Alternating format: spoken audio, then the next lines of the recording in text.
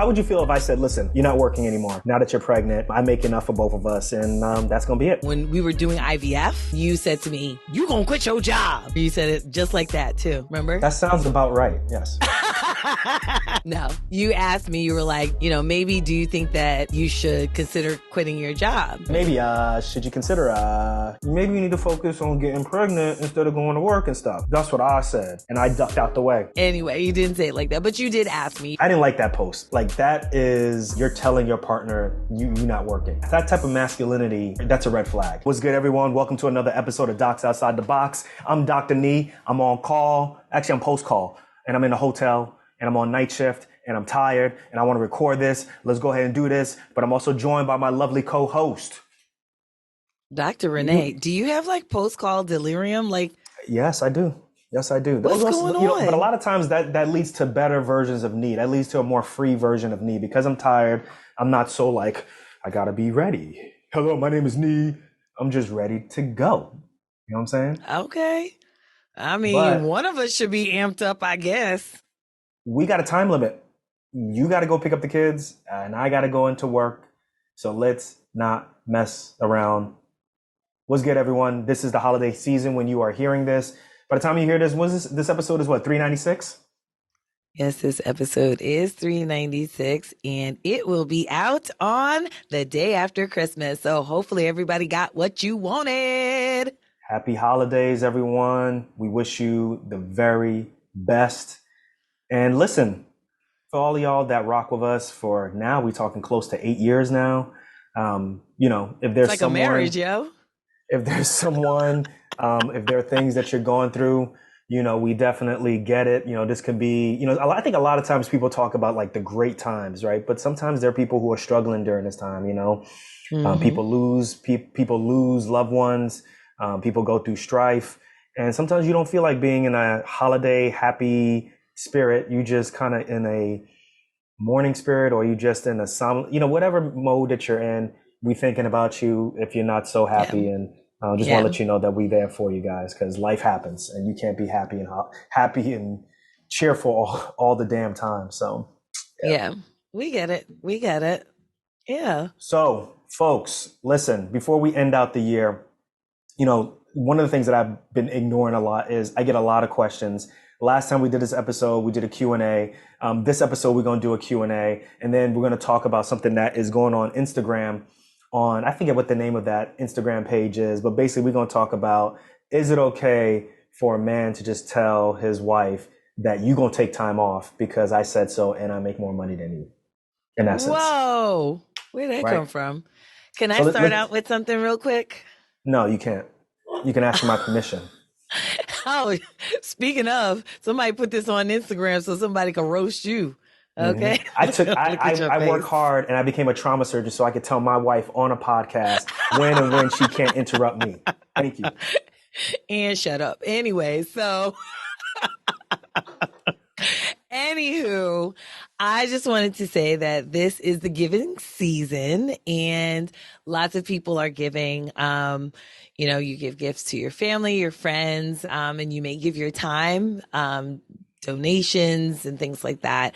And we just wanted to put out there that one of the things that we're going to be doing, despite the giving season, one of the things that we have planned on doing is giving back to the Student National Medical Association. Student National Medical Association, otherwise known as the SNMA. Many of you may have heard of, many of you may have been a part of, many of you may have been leaders in, whether it's chapter, regional, or national officers. But for those of you who don't know what SNMA is, it is the largest minority medical student organization out there, just dedicated to making sure that there is equity in medical education. That's kind of the gist of it.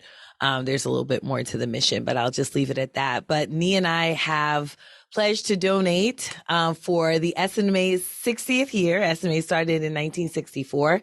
So we have pledged to donate $10,000 to the SNMA in its 60th year. And we are asking those of you who care about the SNMA to also pledge to donate some amount, doesn't have to be the same amount as we are, but we are asking you to donate in its 60th year. There are medical students, pre-med students who really could benefit from your donations.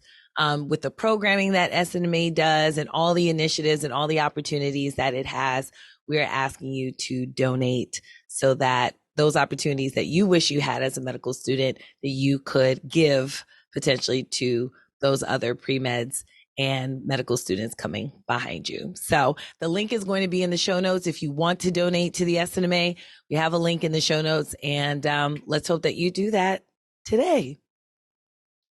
So how many extra shifts are you going to work to make that donation? Me? I'm going to work like 5 extra shifts. I think you need to work a little bit more extra shifts. Over here donating this money. You didn't talk to me about this. Anyway, so we did talk about it, and you acting up for the podcast again, as usual. Okay, content over everything. Everyone, listen, you can donate whatever amount you want. Just know that, this is an organization that's really helping folks who are going to go out into rural communities. They're going to go into urban communities. They're going to go into suburban communities. They're going to go into communities across the world. And your donation can help with scholarships to help them get through maybe some tough times with getting books, or maybe even trying to get that, you guys all know, if you're trying to get into medical school, or if you're in medical school and there may be a hard time trying to bridge that gap between what your loans will cover and what, that person may have to put up with, that's going to help with that type of situation. And sometimes it helps with social programming also, because sometimes, you can't just be all work and all, just all work. You need an opportunity to network with people. So the ability for people to go to these SNMA conferences and find out what's going on with residencies, where residencies are recruiting, what sub internships are recruiting. These are very valuable things to make sure that a lot of these students get an opportunity to get out and help communities that need help. So, we will keep you updated. Yeah. We'll keep you guys updated. What we'll do is we'll put like a little thermometer on Instagram where you can follow how many shifts Renee has to work before she gets to that number. Because people just don't know like that. You know what I'm saying? You gonna pay for that. All right. Anyway, SNMA conference this year is going to be in New Orleans. Okay, Louisiana. Donating without talking to me. Easter let's jump into this episode. It's going to be the last weekend in March. So hope to see you guys there. We're going to be there. Okay. All right. Can we start the episode, please? Thank you. Yes, we can. Let's go, guys. SNMA is always Easter weekend. Come on now. Get out of here. Let's move on. Guys, so I got a question from a surgeon who is going overseas to do some work. And they asked me a question because me and you have been doing medical mission work for well over 10 years now. And it's something that we find very integral, fulfilling to what we do. Talking about people to SNMA, alumni who are doing medical service in another country. Also, don't forget, y'all, SNMA also has programs. Do they still do that overseas? Yes, they still do that. Actually, I was kind of in a text with Nania, actually, the other day, Dr. Adu Sarkodie. He's in Ghana right now, and he's looking to get started back with SNMA going to Ghana again. So hopefully. So listen, guys, hopefully, like the question from this guy is he's going to be doing a bunch of surgeries that's very much needed in this country. And then basically the plan is he's going to leave, come back to the United States and work. And this surgery is very much needed. This is his own medical mission work, basically. And he asked me, he's like, listen, you've been doing medical mission work for, hella years. What's your biggest advice for me going? And that's something that I think that people who are listening right now, people who are not sure about whether they should be a part of a medical mission or if they want to follow somebody or follow an organization, let's have a discussion about the things that are really important when you want to align yourself with a medical mission or you just want to start your own medical mission. Yeah. And let's jump into it. Let's just jump into it. What's his specialty again? What's he doing again? So he's doing vascular surgery. He's going to be going overseas and doing a bunch of AV fistulas because dialysis is a major issue. Dialysis is a major issue everywhere. It's one of those things that just in general, across the entire world, we don't spend enough time, resources on people who have end-stage renal disease. Now, obviously in the United States, there's a big, we got resources for that. But even, in certain areas of the United States, it's really hard to find a vascular vascular surgeon who can do an AV fistula. And then also at the same time, just the way in which people get reimbursed for dialysis, that's changed dramatically. So, it used to be hospital driven where hospitals will have their own dialysis centers. And now Right. I that stuff remember has that. changed. That stuff has changed dramatically. So his plan, go overseas, do a bunch of AV fistulas, peace, I'm out. And he asked, what do I do? What's the biggest thing? And I told him really simple. The biggest thing is whatever you do, when you go, you have to make sure that what you do is sustainable. Mm-hmm. Right. And Big I time. think Big time. the folks need to really understand what that means. What that means is the easy part is doing the operations, guys. That's the easy part. That's the fun part. That's the easy part. But in order for people on the ground there to take you seriously, particularly if you want to come back, you have to be able to do chess moves. You got to be able to come up with plays and moves that you're going to make or think about so that when you leave, this stuff can be sustainable. And what is sustainability? Sustainability is, well, when you do these surgeries and there's a complication, who are these folks going to? Right. So it's great that you're doing a bunch of these AV fistulas, but everybody knows every surgery has a complication, right? And with AV fistulas, sometimes, they take a long time to open up, or sometimes they just don't open up and you got to take it down. Who's going to do that?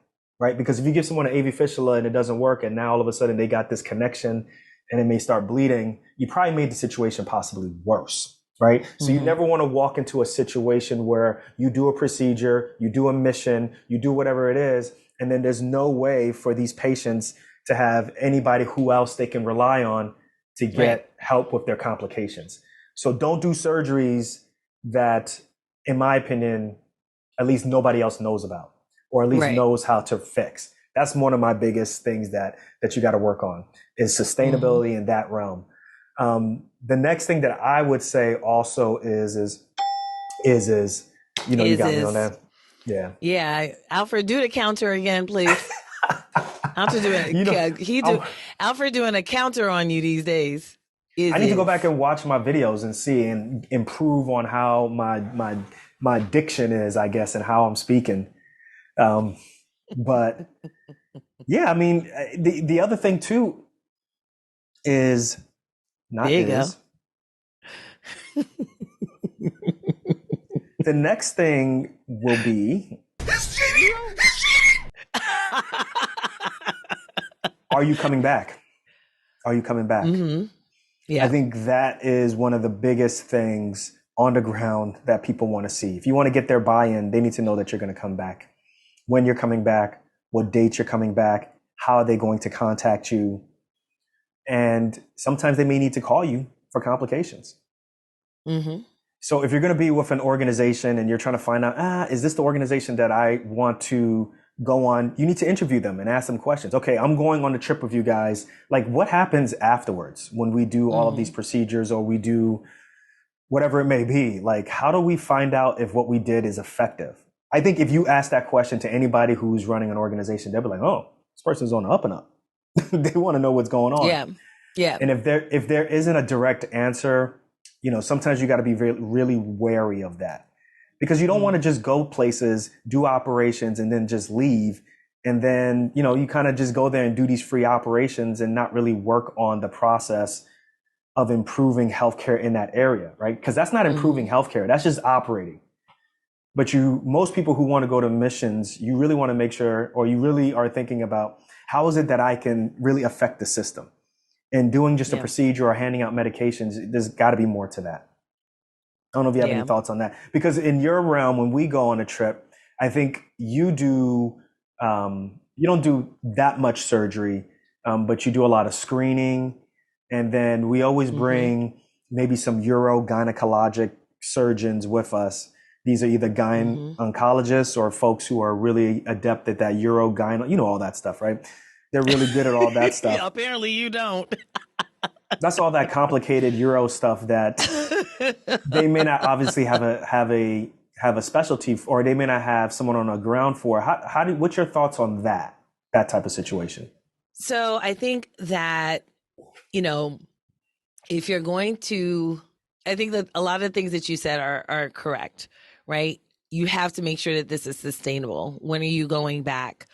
Who else knows how to do what you're doing? And are you going to be potentially available, even by phone or by video, help, um, to help kind of mitigate any crazy circumstances that you might have left behind. So I think that that's going to be important. The main thing though also is making sure that the patients that they choose are actual good candidates for surgery. That's another thing, right? Because everybody wants surgery, but not everybody's a good candidate for surgery, right? We've definitely gone overseas where we've had patients, blood pressure is 220 over 180, and they think they're getting surgery today. They're not on any medication. They've never been diagnosed with hypertension, or they just haven't been treated.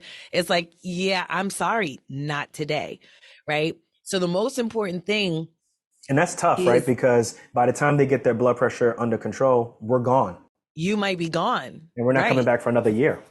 Right. You might be gone. But first do no harm, right? You don't want to harm someone, for something, especially that's an elective procedure. We're not talking about, emergent procedures. We're talking about things that are essentially elective. But what you want to be very careful about is not going on a medical mission simply for the experience of going on a medical mission. At first, that's kind of why you go, right? Oh, this would be a great experience. Sounds like a great experience, but at the end Yeah, of I'm the actually day, interested because I think that's the point. But let me hear your reasoning. no, I think you don't go just for having had the experience. I think you Okay. go to actually take care of people, right? Mm-hmm. The experience that you're having is not as important as the experience that these people are having, because the experience that they're having is actually the impact on their life. That's the most Mm-hmm. important thing, Yeah. Okay. right? All right. I get what you're saying. I get what you're saying. Okay. Yeah, when I first went on a medical mission, I thought about, oh yeah, like, the experience is going to be a great experience. But after having done it, for so many years, I realized my experience is actually not that important. At the end of the day, once I use a scalpel to make the incision, pretty much whatever the belly looks like is what it's going to look like. It's going to look like that in America. It's going to look like that in Africa. It doesn't matter where I go. Okay. That is going to be, my clinical experience wherever I go. What's going to matter though is, what is this person's experience? What is this family's experience for this patient that I'm going to be taking care of? Because at the end of the day, if I do something to this patient that isn't sustainable, if I do something to this patient whereby this patient cannot be cared for after I leave, then I've actually created an experience for them that could be horrific. Yeah. But I thankfully, think I had a that good experience, I you know? think that also works for people who, like, for example, like I remember initially we would always bring a lot of equipment, like Mm-hmm. staplers and all those different things. Yep. And then, we would leave staplers behind. But, these staplers, how would they be able to maintain it? There's no maintenance program for these staplers. The time that they stay, unexpired is a very short period of time. Technically, should they be using expired staplers? And they don't do it. Obviously, they don't No. use expired Right. staplers there. But these are the things that you have to think about when you're going there. Is like, okay, I'm coming and I'm bringing all of this esoteric equipment. I'm bringing Mm-hmm. laparoscopic stuff, and I'm doing all of these different things. Like, the question is when you leave, are they going to be able to do that? And you remember the first time Right. I went? The first time I went was that when we did that Yes. laparoscopic chole. Yeah. So the Yeah. first time I went, we did a laparoscopic cholecystectomy.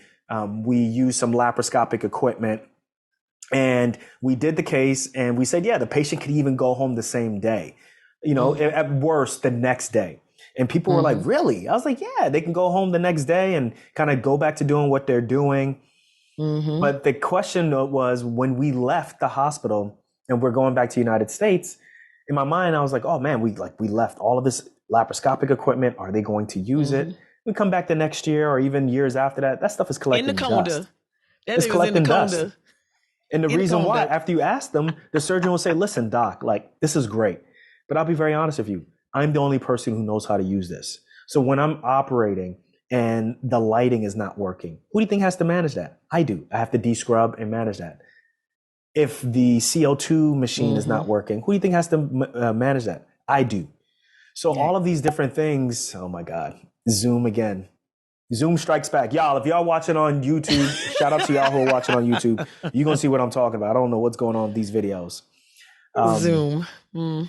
but yeah, like there are things that you have to think about. Like I said, you're starting things and you're initiating things over there. You have to make sure that they're sustainable. So Yeah. creating trying to go there and say, I'm going to start this laparoscopic program. I'm going to dump all these equipment there that they don't need in the United States and Yeah. I'll give it to them in Ghana.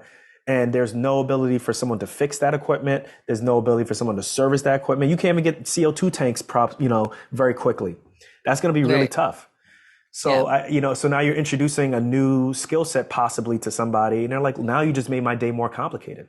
Right. you Right. know? Exactly. And so I think, having done medical missions for so long, and having, had the trial and error, I think that we have had, with things like, bringing new equipment over or trying to introduce something new that isn't necessarily sustainable. I think what I've learned the most, about my going to medical missions is that you try to you try to integrate yourself into the system so that you can potentially help with volume. That's number one, right? So if you can help with volume, because a lot of times you have patients who do need, who do need surgery or need some other type of treatment, and they're not able to get it either because they don't have the money to do it, or there just isn't time. There just aren't enough doctors to do it. So that's one of the things that you can do, is involve yourself and interject yourself in that way so that you can be helpful. So if there are 50 patients that need help, but only 25 can get help from the doctors, based on the system that already exists, then maybe you go in and you see 15 of those patients who could not be seen, right? That would actually be helpful. So I think volume is, basically helping with volume is number one, that you can do to kind of help. Number two is going in with an educational mindset and understanding that there should be an educational exchange, right? You shouldn't be going into a different country and thinking, I just operate on my own. I don't need the other doctors here from this country. I'll just, have my own OR. I'll do my own thing. And Yeah. it's like, no, you That happens can't a do lot. that. That happens a Yes. lot. Yeah, that Right. happens a It's lot. like I'll you be really can't honest with do that. that. Yeah. You should be operating with the doctors who are on the ground. One, yes, you can teach them something, but two, they could teach you a little something, something too. Okay. Because trust me, you ain't never operated when the lights went out. It's not even Okay. that. You I think ain't like, for never example, operated. I think things like just from a general surgery perspective, doing hernia repairs without mesh is Right. huge, right? Like we do that Right. so easily in the United States. Doing Yep. With the anastomosis mesh. repairs, Yep. connecting small intestine to another part of the body without using Mm-hmm. a stapler. These Yeah. are You ain't got things no that, GIA or whatever yeah, the hell y'all call those things. hey yo, these are things that I think we take for granted in the United States. Right. But when you have to do it and you don't have any other options, what you gonna do? Right. And I think that's the best part when you go to when you go to overseas and they're teaching you these things. You got to be open. When you come back, I'm telling you, these surgeons, they're great. They're cold. Mm-hmm. They're really good. So I agree with you there. My Yeah. bad. Sorry, I So got in your yeah, way. What you no, gonna say? I mean, but those are the things that I'm saying is that, you have to look at it from a sustainability point of view and don't look again, try not to be the great American savior.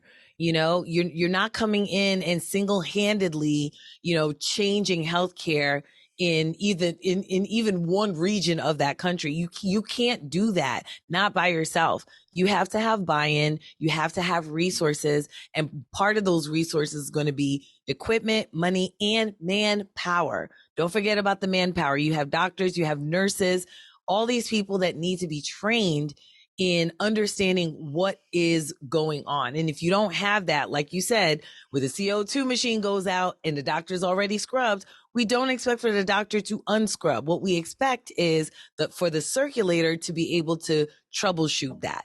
That's what we expect. But if the circulating nurse doesn't know how to manage this machine, then what you doing?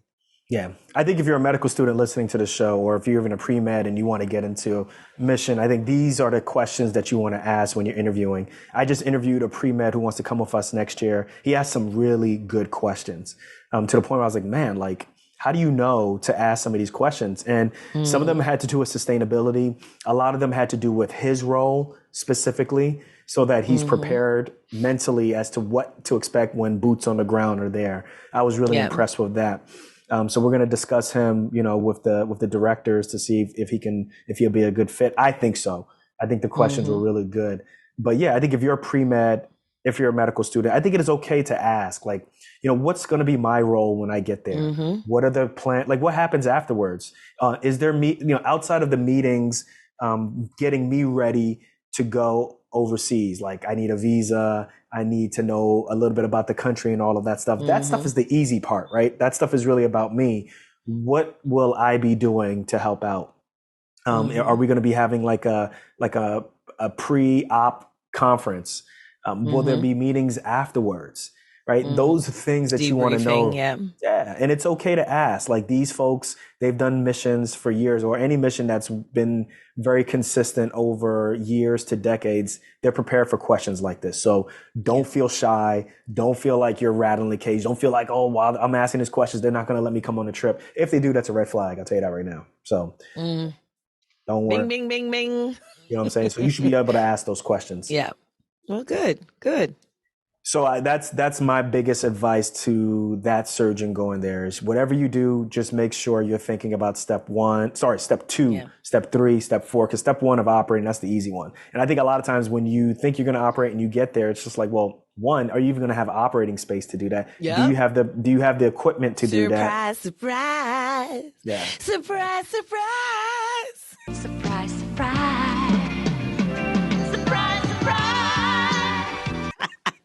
Well, why don't you do something? Let me see. Does your background do something when you do all that? I don't know. What's up with these gestures? No.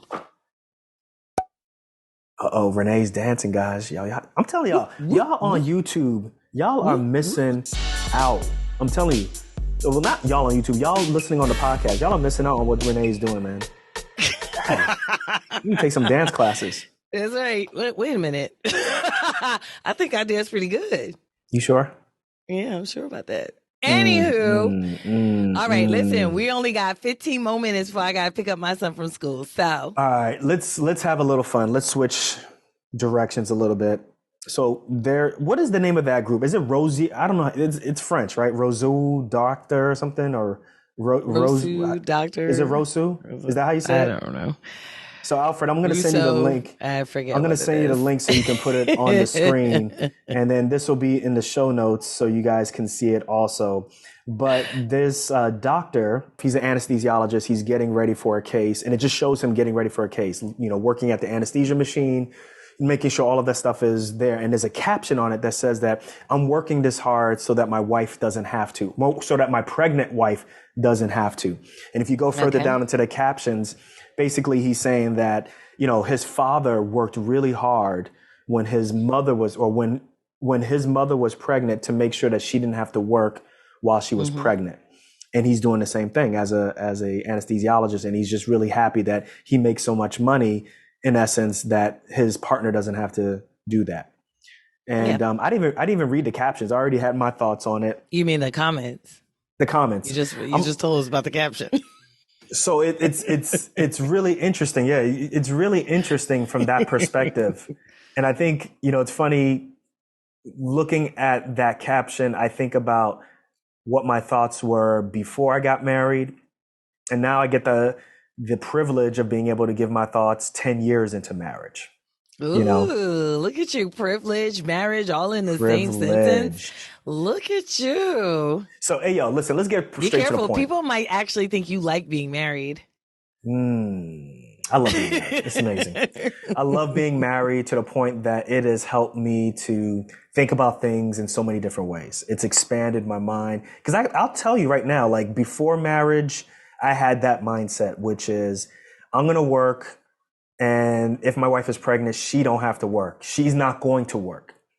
And I think that that's a real myopic way of looking at things, right? Because I think a lot of times when you make a lot of money, and you make more money than your partner, specifically if it's a lot more, I think a lot of times people equate money with power. Let's just be straight honest, right? You feel like Mm-hmm. you have a leg up in a relationship. And I think that thought process of my wife is not going to work makes it seem like you're telling her you are not going to work. And I find that really odd. I find that like, cause we don't have that type of relationship, right? And as a matter of fact, like No. that's one of the things that that's one of the things that I never wanted to have that type of relationship with anybody I dated. Definitely someone who I married, which is almost like an authoritarian type of relationship with my significant other, which is Yeah. this is more of a discussion actually, right? This is a Mm-hmm. discussion that happens between two people. If my wife wants to work while she's pregnant, she's going to work if that's what she wants to do. Now, the caveat is if you work and you're putting the baby at risk, then, obviously like we both have veto power. And I think that, you have to start thinking about like, listen, if you're working and you're putting yourself and the baby at risk for whoever it may be, that's a problem. I ain't talking about that. I'm talking about this Wait, situation. hold on. But you got to explain the veto because not everybody does veto. Veto is something you and I do. Yeah. You want to explain what the veto is? No, you go ahead and explain the veto. Go ahead, man, because I ain't trying to get in trouble on this one. And you got 12 minutes. Go So, ahead. okay. So very quickly in like under 1 minute. So basically, Nee and I have instituted something called the veto. And that basically is that when we both disagree on something, that one of us can say the word veto, which basically means that we feel so utterly strong about our viewpoint and so utterly against the viewpoint of the other that what we say is final.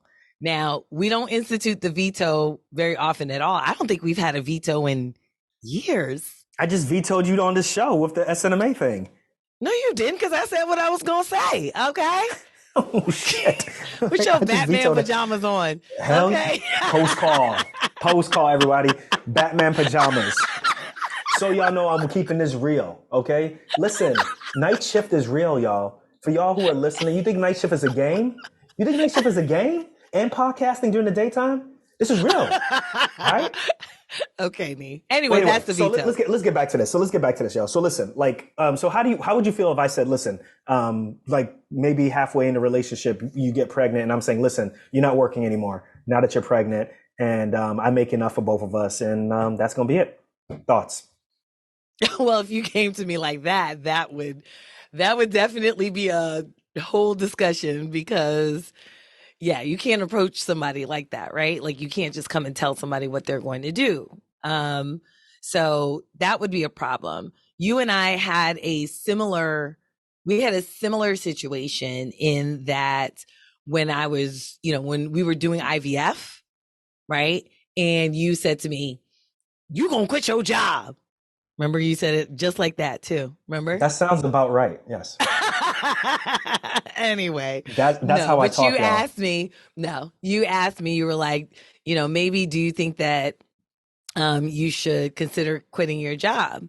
And I That's was how I like, asked it, guys.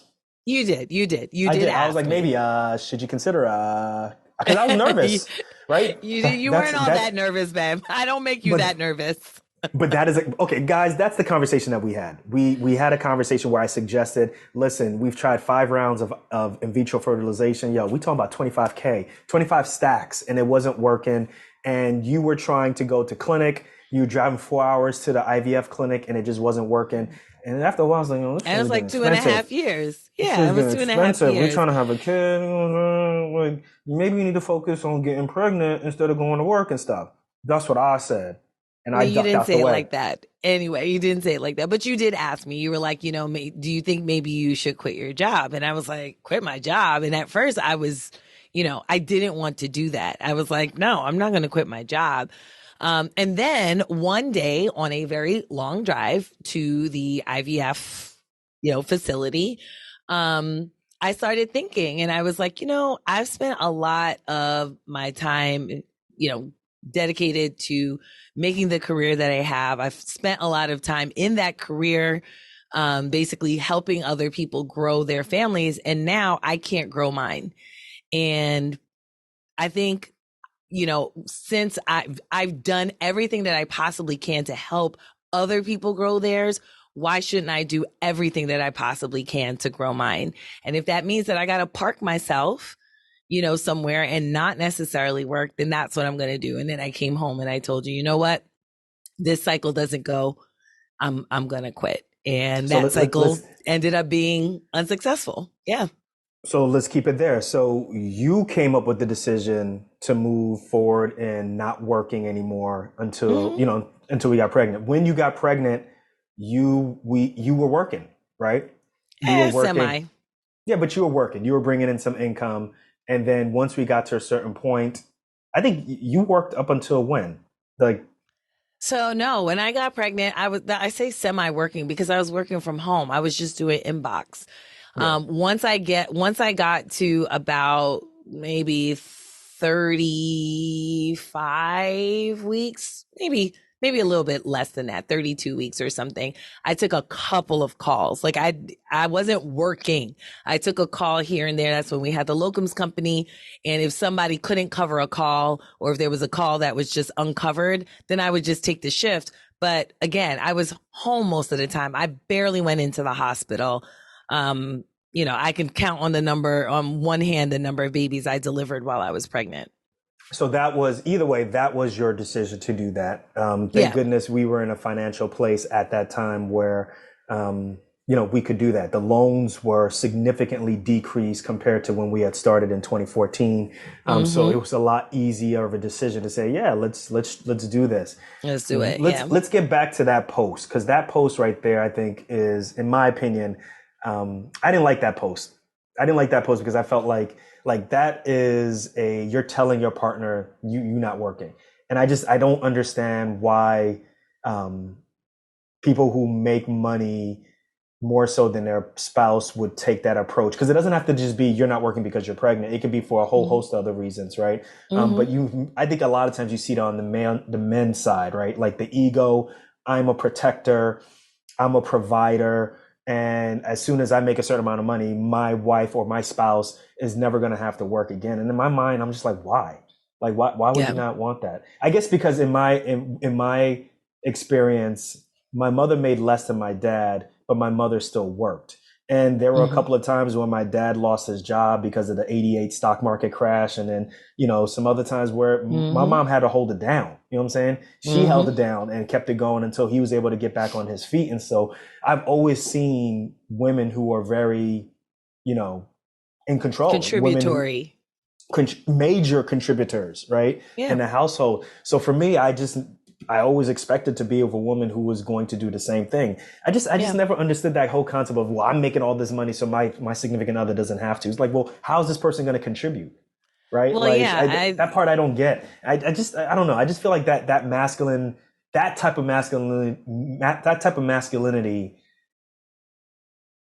man, I just think that's a red flag.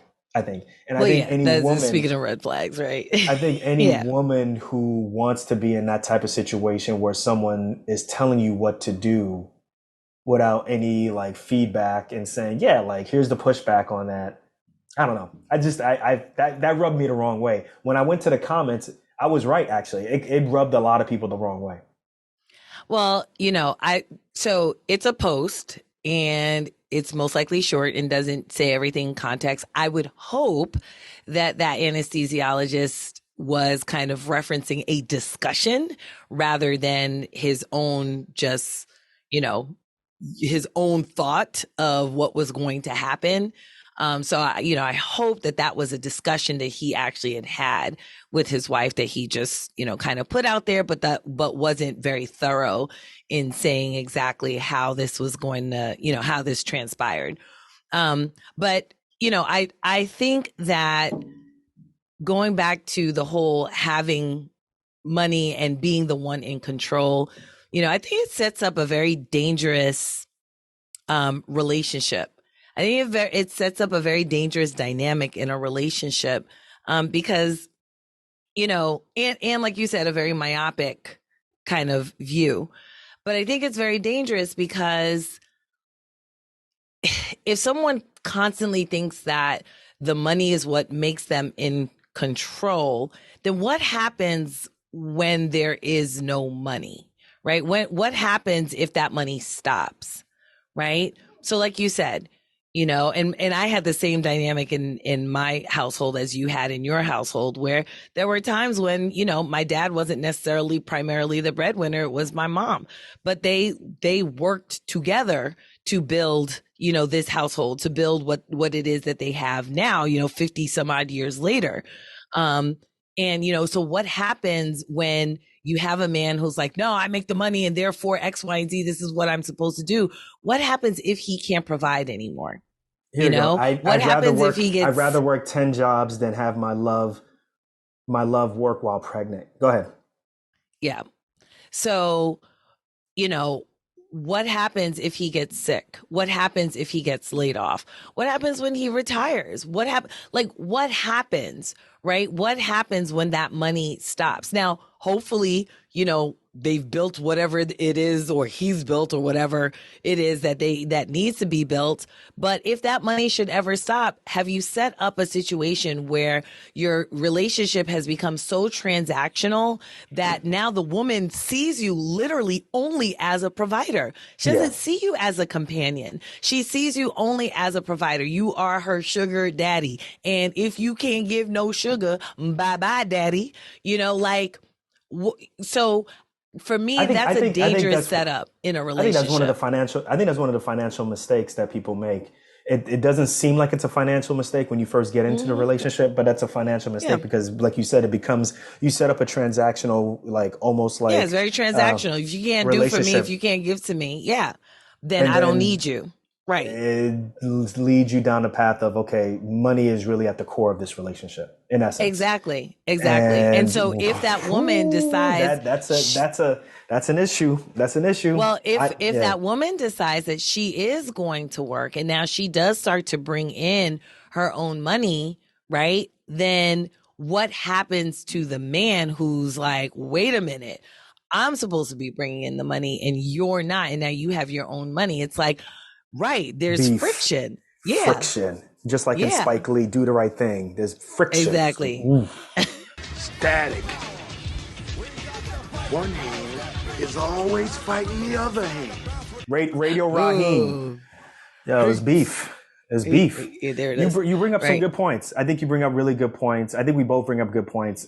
Fellas, I'll be really honest with you. I think this is an interesting post. Actually, what he said that when his father died when he was 6, his mother raised him to be a traditional man, and then that led him down his path. So he's saying that he really feels really honored to be in a situation where he can work and not have to have his wife or a significant other or work and stuff. And I'm just like, I get it, but I just think that prior to me being in a relationship, or prior to me being in a relationship where or prior to me getting married, leave it to you like that. That's kind of same thoughts. Oh, I'll be the provider, protector, and all these different things. And then now I realize that it's really about, this is a companionship.